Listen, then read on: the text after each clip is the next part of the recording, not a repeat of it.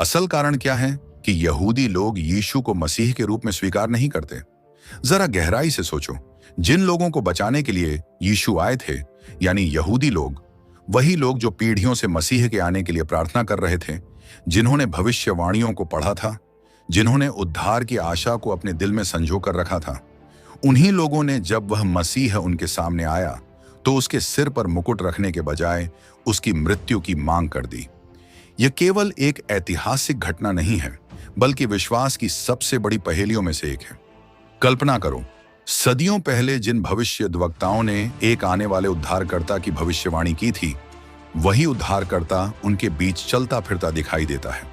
वह प्राचीन भविष्यवाणियों को पूरा करता है, चमत्कार करता है, बीमारों को चंगा करता है, अंधों की आंखें खोलता है, लंगड़ों को चलाता है, कोढ़ियों को शुद्ध करता है, यहां तक कि मरे हुओं को भी जीवित कर देता है। वह उनकी गलियों में चलता है, उनके बीच रहता है, उनके सभा घरों में शिक्षा देता है, परमेश्वर के राज्य के बारे में बताता है। हर वह निशानी जो मसीह के बारे में कही गई थी उनके सामने पूरी हो रही थी, फिर भी उन्होंने उसे ठुकरा दिया और कहा कि हमें उसका क्रूस चाहिए, उसका राज्य नहीं। और यही सबसे बड़ा विरोधाभास दिखाई देता है, जहां एक ओर यहूदी समाज के बहुत से लोगों ने उसे अस्वीकार कर दिया, वहीं दूसरी ओर दुनिया के हर कोने से आने वाले अन्य जाति लोग, जो पहले उस वाचा का हिस्सा नहीं थे, उन्होंने उसे अपने उद्धारकर्ता के रूप में स्वीकार कर लिया। यह सवाल बहुत गहरा है, आखिर ऐसा क्यों हुआ और यह अस्वीकार 2000 साल बाद भी क्यों बना हुआ है? इस रहस्य को समझने के लिए हमें शुरुआत में जाना पड़ेगा, उनकी वाचा, उनका उद्देश्य और उनकी आशा को समझना पड़ेगा, क्योंकि बिना इन बातों को समझे हम इस पूरे विषय को सही तरीके से नहीं समझ सकते। यह कहानी अब्राहम से शुरू होती है, जहां परमेश्वर ने एक वादा किया, मैं तुझे एक बड़ा राष्ट्र बनाऊंगा और तेरे द्वारा पृथ्वी के सब लोग आशीष पाएंगे। यहां एक बहुत महत्वपूर्ण बात है, इस्राएल को शुरुआत से ही किसी विशेष अधिकार या घमंड के लिए नहीं चुना गया था, बल्कि एक उद्देश्य के लिए चुना गया था, ताकि वे पूरी दुनिया के सामने परमेश्वर की पवित्रता, उसका स्वभाव और उसका सत्य प्रकट कर सकें। यह बुलाहट केवल एक विचार नहीं थी, बल्कि इसे सीनै पर्वत पर और मजबूत किया गया, जब मूसा के द्वारा परमेश्वर ने उन्हें व्यवस्था यानी तौराह दी। यह तौराह केवल नियमों की एक सूची नहीं थी, बल्कि एक पूरी जीवन शैली थी, कुल 613 आज्ञाएं, जो उनके जीवन के हर छोटे बड़े हिस्से को नियंत्रित करती थीं। वे क्या खाएंगे, कैसे विश्राम करेंगे, कैसे आराधना करेंगे, दूसरों के साथ कैसा व्यवहार करेंगे, उनके त्योहार कैसे होंगे, उनके सामाजिक और धार्मिक जीवन का हर पहलू इन आज्ञाओं से जुड़ा हुआ था। सब्त का दिन उनके लिए अत्यंत पवित्र बना। खाने के नियमों ने उन्हें बाकी राष्ट्रों से अलग पहचान दी और विभिन्न धार्मिक रीति रिवाजों ने उन्हें लगातार परमेश्वर की वाचा की याद दिलाई। ये सब केवल परंपराएं नहीं थीं, बल्कि उनकी पहचान का हिस्सा थे। ये उन्हें हर दिन याद दिलाते थे कि तुम अलग हो, तुम परमेश्वर के हो। लेकिन इस वाचा के साथ केवल जिम्मेदारियां ही नहीं थी, बल्कि महान वादे भी थे। भविष्यद्वक्ताओं के द्वारा बार बार एक आने वाले मसीह की झलक दी गई। यशायाह ने एक ऐसे बालक के बारे में कहा जो राज्य करेगा, जिसका नाम होगा अद्भुत युक्ति करने वाला, पराक्रमी परमेश्वर, शांति का राजकुमार। यिर्मयाह ने दाऊद की वंश से एक धर्मी शाखा की बात की, जो न्याय और धार्मिकता से राज्य करेगा। और दानियेल ने एक ऐसे अभिषिक्त जन को देखा जिसका राज्य कभी समाप्त नहीं होगा। जैसे जैसे समय बीतता गया और कष्ट बढ़ते गए, बाबुल ने उन्हें बंदी बना लिया, यूनानियों ने उनका अपमान किया और अंत में रोम ने उन पर भारी कर और सैन्य शासन का बोझ डाल दिया। तो ये भविष्यवाणियां उनके लिए केवल शब्द नहीं रहीं, बल्कि जीवन की आशा बन गईं। यहूदी लोगों के दिल में एक गहरी पुकार थी, उद्धार की, और वह भी केवल भविष्य में नहीं, बल्कि अभी अपने जीवन काल में।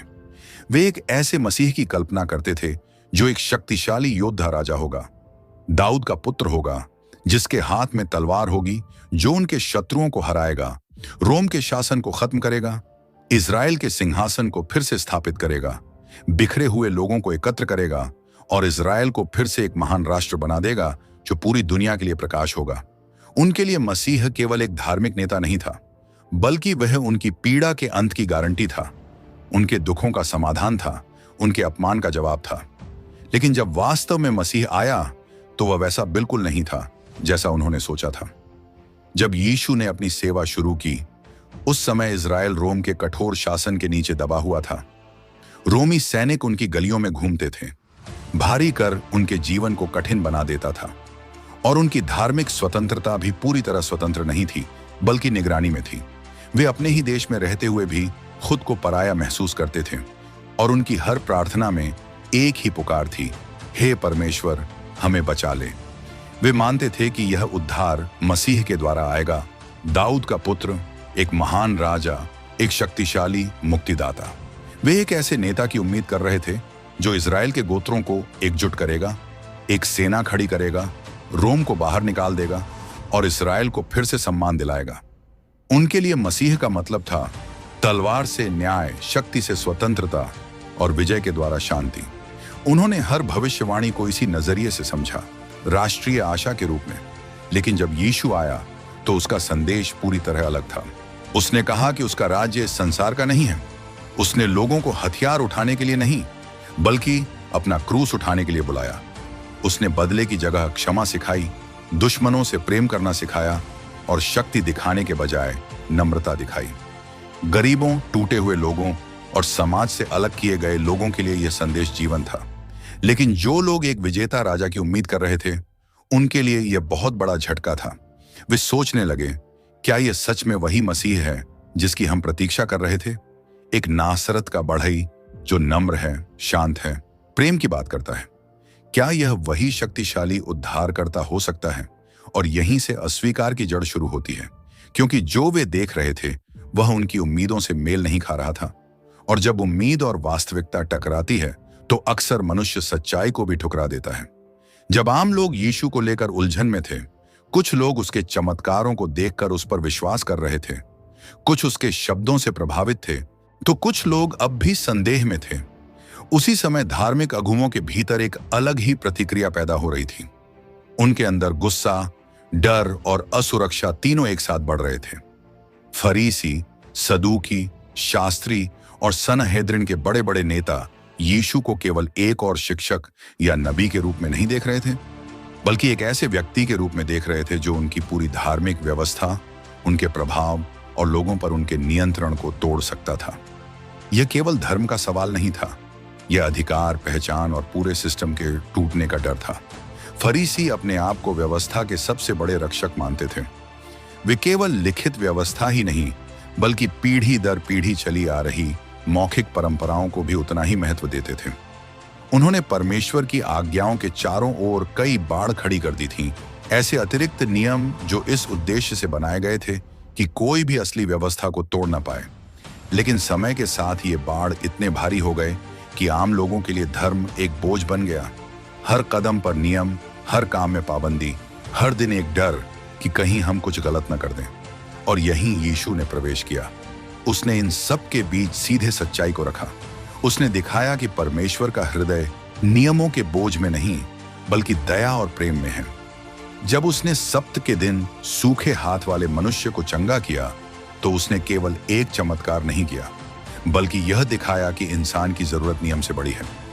जब उसके चेले सब्त के दिन खेत में से बाल तोड़कर खाने लगे और फरीसियों ने उसे दोषी ठहराया, तब यीशु ने उन्हें याद दिलाया कि दाऊद ने भी आवश्यकता के समय पवित्र रोटियां खाई थी।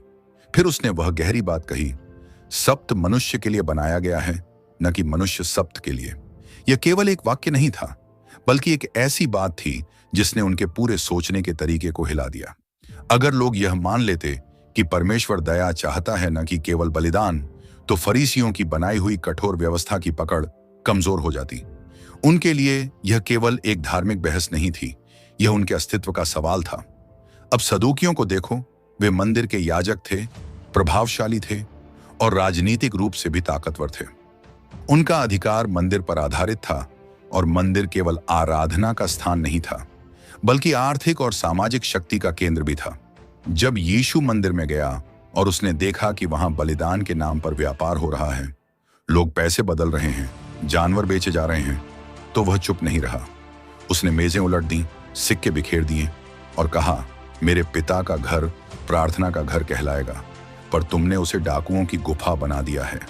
यह घटना केवल एक धार्मिक क्रोध नहीं थी, यह सीधी चुनौती थी उनके पूरे सिस्टम के खिलाफ। यीशु ने दिखाया कि परमेश्वर का घर शुद्ध होना चाहिए, न कि लाभ कमाने का स्थान। इससे सदूकियों का आर्थिक हित भी प्रभावित हुआ और उनका अधिकार भी हिल गया। लेकिन सबसे बड़ा टकराव यीशु के कामों से भी आगे था।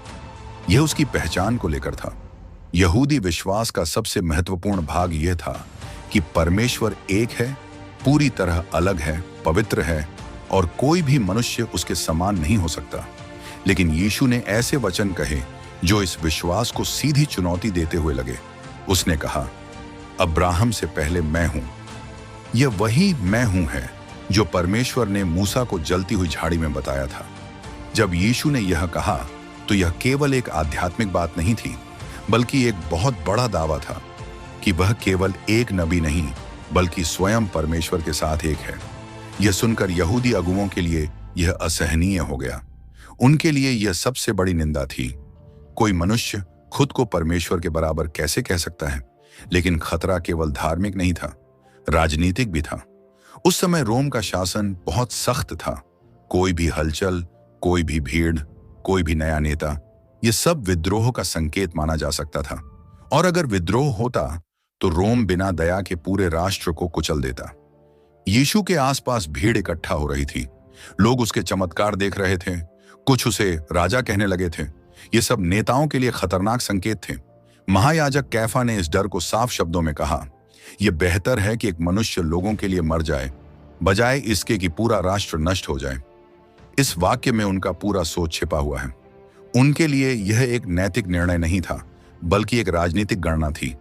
अगर यीशु को नहीं रोका गया तो रोम आएगा और सब कुछ खत्म कर देगा। इसलिए उन्होंने तय किया कि यीशु को हटाना जरूरी है।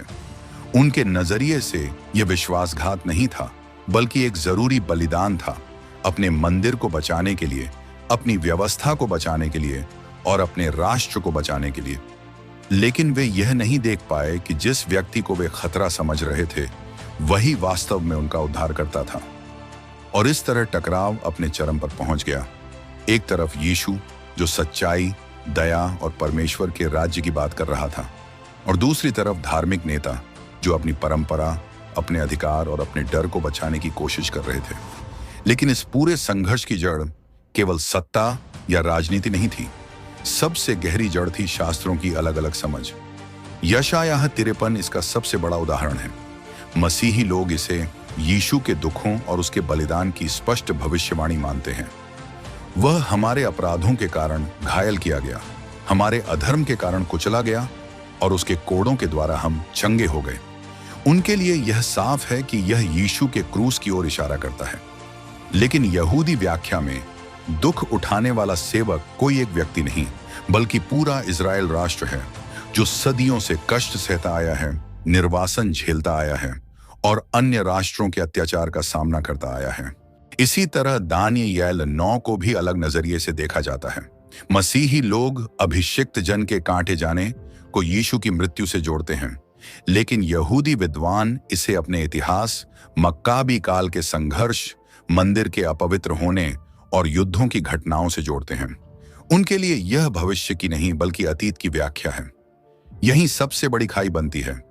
एक ही शास्त्र लेकिन अलग नजरिया, एक ही शब्द लेकिन अलग अर्थ, एक ही भविष्यवाणी लेकिन अलग निष्कर्ष। और जब समझ अलग हो जाती है तो पहचान भी अलग हो जाती है। इसीलिए जब यीशु उनके सामने खड़ा था तब भी बहुत से लोग उसे पहचान नहीं पाए, क्योंकि वे उसे उसी नजरिए से देख रहे थे जो उन्होंने पहले से बना रखा था। और जब सच्चाई हमारे बनाए हुए ढांचे में फिट नहीं होती तो हम अक्सर सच्चाई को ही अस्वीकार कर देते हैं। यहीं से बात और गहरी हो जाती है, क्योंकि यह केवल उस समय की बात नहीं है, बल्कि आज तक चली आ रही सोच, विश्वास और अनुभवों से जुड़ी हुई है। अब सवाल उठता है, अगर शास्त्र वही है, परमेश्वर वही है और इतिहास भी सामने है, तो फिर आज तक अधिकतर यहूदी लोग यीशु को मसीह क्यों नहीं मानते? इसका जवाब केवल एक कारण में नहीं बल्कि कई गहरे कारणों में छिपा हुआ है। अपेक्षाएं, धर्मशास्त्र की समझ, पहचान और इतिहास का दर्द। सबसे पहले पहली सदी की अधूरी अपेक्षाएं आज भी गूंजती हैं। उस समय यहूदियों ने एक योद्धा मसीह की उम्मीद की थी, जो आएगा, दुश्मनों को हराएगा, इज़राइल को आजाद करेगा और शांति स्थापित करेगा। लेकिन यीशु एक शिक्षक के रूप में आया। उसने तलवार नहीं उठाई, उसने प्रेम और क्षमा की बात की। उसने कहा कि उसका राज्य इस संसार का नहीं है। यह अंतर इतना बड़ा था कि बहुत से लोगों के लिए इसे स्वीकार करना कठिन हो गया। यह निराशा धीरे धीरे एक परंपरा बन गई जो पीढ़ी दर पीढ़ी आगे बढ़ती गई। यह वह मसीह नहीं है जिसका हम इंतजार कर रहे थे। फिर आता है धर्मशास्त्र का अंतर। मसीही विश्वास कहता है कि परमेश्वर त्रिएक है, पिता, पुत्र और पवित्र आत्मा। लेकिन यहूदी विश्वास बहुत स्पष्ट है। हे इज़राइल सुन, हमारा परमेश्वर यहोवा एक ही है। इसे शेमा कहा जाता है और यह उनके विश्वास की नींव है।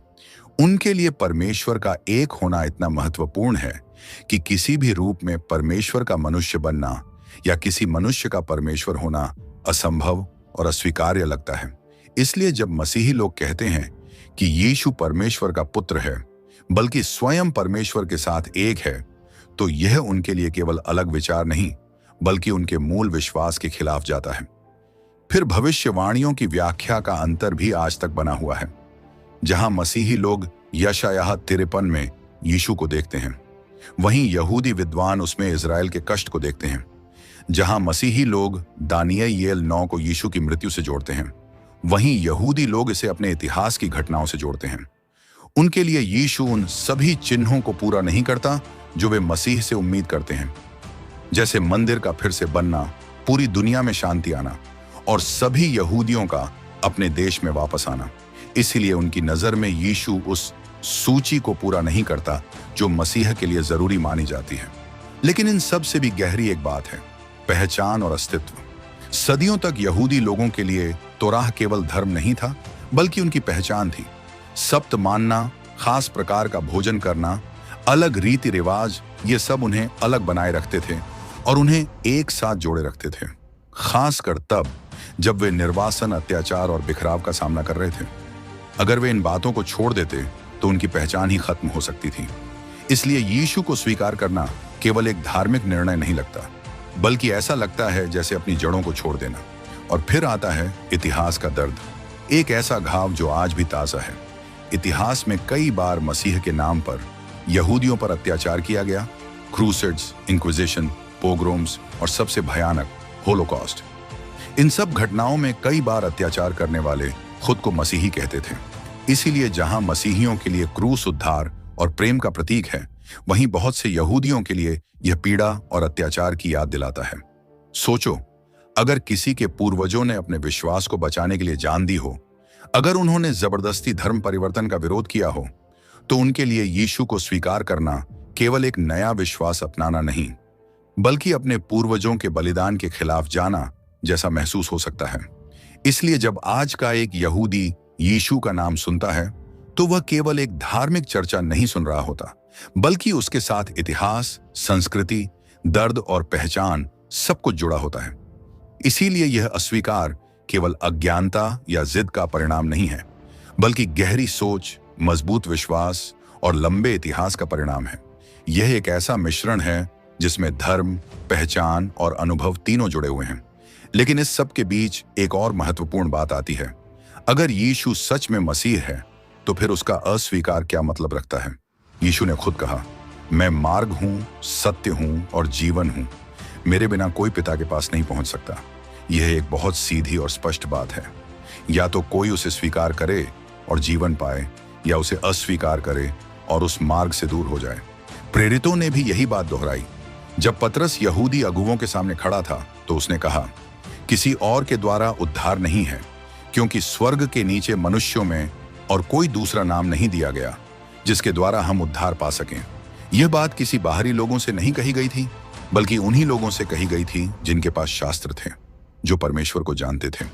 मसीही दृष्टिकोण से देखा जाए तो यीशु को अस्वीकार करना केवल एक नबी को अस्वीकार करना नहीं है, बल्कि उस द्वार को अस्वीकार करना है जिसके द्वारा उद्धार मिलता है। लेकिन इसी के साथ एक आशा भी जुड़ी हुई है। प्रेरित पौलुस, जो पहले खुद एक फरीसी था, उसने रोमियो 11 में लिखा कि इज़राइल का यह कठोर होना पूरी तरह से अंतिम नहीं है, बल्कि आंशिक और अस्थायी है। उसने कहा, और इस प्रकार सब इस्राएल उद्धार पाएगा। यह एक रहस्य जैसा लगता है। एक तरफ अस्वीकार, दूसरी तरफ वादा, एक तरफ दूरी, दूसरी तरफ भविष्य की आशा। यह हमें दिखाता है कि परमेश्वर की योजना केवल वर्तमान तक सीमित नहीं है, बल्कि वह भविष्य में भी काम कर रही है। तो सवाल अभी भी खड़ा है, क्या यह अस्वीकार हमेशा के लिए है या यह किसी बड़ी योजना का हिस्सा है? और अगर यह किसी योजना का हिस्सा है तो उसका अंत क्या होगा? यही हमें अगले भाग में और गहराई से समझ में आएगा। अब बात हमें उस भविष्य की ओर ले जाती है जहां यह कहानी खत्म नहीं होती, बल्कि और भी गहराई से खुलती है। बाइबल यह नहीं कहती कि इज़राइल का अस्वीकार ही अंत है, बल्कि यह संकेत देती है कि यह एक बड़े योजना का हिस्सा है जिसमें अंत में पुनर्स्थापना भी शामिल है। प्रेरित पौलुस रोमियो 11 में एक बहुत सुंदर उदाहरण देता है। वह इस्राएल को एक जैतून के पेड़ की तरह बताता है जिसकी जड़ें बहुत गहरी हैं, जो अब्राहम, इसहाक और याकूब को दिए गए वादों से पोषित होती हैं। और वह कहता है कि अन्य जाति लोग ऐसे हैं जैसे जंगली डालियां, जिन्हें इस पेड़ में जोड़ दिया गया है। इसका मतलब यह है कि जो आशीषें पहले इज़राइल के लिए थीं, अब वे अन्य जातियों के लिए भी खुल गई हैं। लेकिन इसका यह मतलब नहीं कि इस्राएल को हटा दिया गया है। पौलुस साफ कहता है कि जड़ अभी भी पवित्र है और परमेश्वर ने अपने लोगों को त्यागा नहीं है। वह आगे बताता है कि इज़राइल पर जो कठोरता आई है वह पूरी नहीं है, बल्कि आंशिक है, और वह भी तब तक के लिए जब तक अन्य जातियों की पूरी संख्या अंदर न आ जाए। यानी यह अस्वीकार स्थायी नहीं है, बल्कि अस्थायी है। एक ठहराव, एक विराम, एक ऐसी प्रक्रिया जो किसी बड़े परिणाम की ओर जा रही है। भविष्यद्वक्ताओं ने भी इस पुनर्स्थापना की झलक दिखाई है। यहेजकेल 36 में परमेश्वर कहता है, मैं तुम्हें नया हृदय दूंगा और तुम्हारे भीतर नई आत्मा डालूंगा। मैं तुम्हारे पत्थर के हृदय को निकालकर तुम्हें मांस का हृदय दूंगा। यह केवल व्यक्तिगत बदलाव की बात नहीं है, बल्कि पूरे राष्ट्र के एक आत्मिक जागरण की तस्वीर है। एक ऐसा समय जब इस्राएल अंदर से बदल जाएगा। जकरयाह 12:10 में और भी गहरी बात कही गई है। वे उसकी ओर देखेंगे जिसे उन्होंने बेधा है, और उसके लिए विलाप करेंगे जैसे कोई अपने इकलौते पुत्र के लिए विलाप करता है। यह एक बहुत ही भावनात्मक दृश्य है। एक दिन ऐसा आएगा जब इज़राइल उसी मसीह को पहचानेगा जिसे कभी उसने अस्वीकार किया था। वह दिन दुख का भी होगा, लेकिन साथ ही उद्धार और बहाली का भी होगा। लेकिन यहां एक रहस्य भी है। क्या यह सब एक ही पल में होगा, एक अचानक जागरण की तरह, या यह धीरे धीरे होगा जहां अलग अलग पीढ़ियों में यहूदी लोग एक एक करके मसीह को पहचानेंगे? शास्त्र इस बात का पूरा विवरण नहीं देते। यह हमें एक तरह की पवित्र प्रतीक्षा में छोड़ देते हैं। लेकिन एक बात निश्चित है, परमेश्वर की वाचा अटल है। उसके वादे कभी असफल नहीं होते। जिसने अब्राहम को चुना वह उसके वंश को नहीं छोड़ेगा। जब हम पीछे हटकर पूरी तस्वीर को देखते हैं तो हमें अस्वीकार के मुख्य कारण साफ दिखाई देते हैं। पहला, यीशु यहूदियों की नजर में उन सभी भविष्यवाणियों को पूरा नहीं करता जो वे मसीह से उम्मीद करते थे, जैसे मंदिर का पुनर्निर्माण, पूरी दुनिया में शांति और सभी निर्वासितों का वापस आना। दूसरा, मसीह के बारे में मसीही दावा कि वह दिव्य है, यह सीधे यहूदी विश्वास के खिलाफ जाता है जो कहता है कि परमेश्वर एक है। उनके लिए यीशु को स्वीकार करना ऐसा लगता है जैसे वे अपने सबसे बुनियादी विश्वास को छोड़ रहे हों। इसलिए उनका अस्वीकार केवल अज्ञानता का परिणाम नहीं है, बल्कि अपेक्षाओं, धर्मशास्त्र और अस्तित्व के सवालों का मिश्रण है। लेकिन इस अस्वीकार के बीच भी शास्त्र एक दिन की ओर इशारा करते हैं जब आंखें खुलेंगी और मसीह को उसके सच्चे रूप में पहचाना जाएगा। और यहीं यह कहानी केवल इतिहास नहीं रह जाती, बल्कि हमारे जीवन से जुड़ जाती है। सोचो, अगर इज़राइल के अस्वीकार के कारण अन्य जातियों के लिए उद्धार का द्वार खुला, तो आज जो भी विश्वास करता है वह उसी अनुग्रह के कारण खड़ा है। इसका मतलब है कि हमें घमंड नहीं करना चाहिए, बल्कि नम्र रहना चाहिए। अगर परमेश्वर ने हमें उस पेड़ में जोड़ दिया है तो वह इज़राइल को भी फिर से जोड़ सकता है। हम अपनी योग्यता से नहीं, बल्कि उसकी दया से खड़े हैं। और जो लोग अभी भी खोज में हैं, उनके लिए यह कहानी एक चेतावनी भी है। इतिहास को दोहराओ मत। उस समय भी चिन्ह थे, भविष्यवाणियां थीं, चमत्कार थे, फिर भी लोगों ने मसीह को ठुकरा दिया। आज भी वही सवाल हमारे सामने है, हम यीशु के साथ क्या करेंगे? क्योंकि अंत में सवाल केवल इज़राइल का नहीं है, बल्कि हर व्यक्ति का है। क्या हम उसे अस्वीकार करेंगे या उसे अपने उद्धारकर्ता और राजा के रूप में स्वीकार करेंगे? क्योंकि सच्चाई यह है, मसीह आ चुका है, राज्य खुल चुका है और अब केवल हमारी प्रतिक्रिया बाकी है। यहूदी लोगों का अस्वीकार इस कहानी का अंत नहीं था, बल्कि शुरुआत था। परमेश्वर आज भी काम कर रहा है, इतिहास में, भविष्यवाणियों में और अपने अटल वादों के माध्यम से। और यह कहानी अभी भी लिखी जा रही है और हम सब उसके हिस्से हैं। अगर आज की इस बात ने आपको कुछ नया समझाया है तो इसे अपने तक मत रखिए। इसे अपने दोस्तों और परिवार के साथ जरूर शेयर करें। हो सकता है आपका एक शेयर किसी के विश्वास को मजबूत कर दे। और ऐसे ही गहरे बाइबल संदेश पाने के लिए हमारे चैनल बाइबल ट्यूब को सब्सक्राइब करें। परमेश्वर आपको शांति और आशीष दे। जय मसीह की।